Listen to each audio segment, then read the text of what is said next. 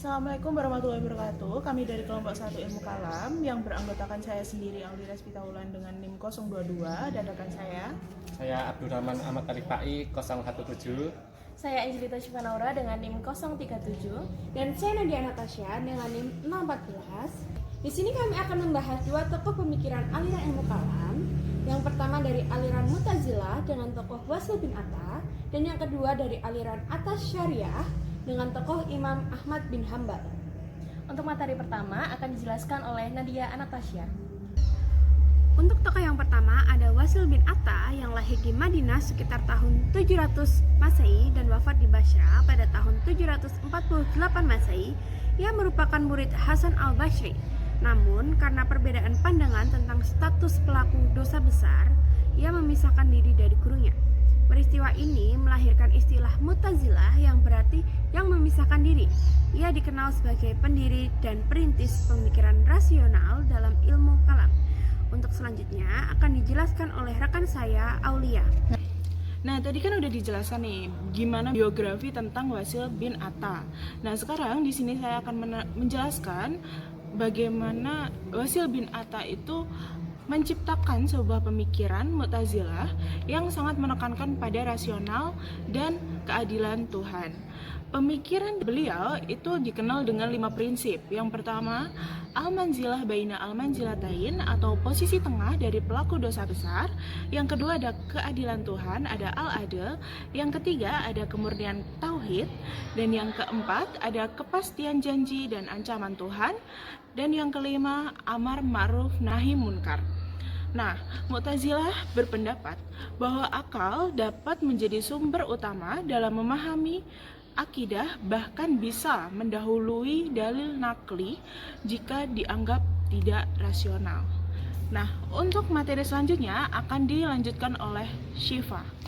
Imam Ahmad bin Hambal lahir di Baghdad tahun 780 Masehi dan wafat pada tahun 855 Masehi. Ia dikenal sebagai ulama ahli hadis dan pendiri mazhab Hambali. Nah, Imam Ahmad bin Hambal ini sangat teguh dalam mempertahankan akidah Ahlus Sunnah.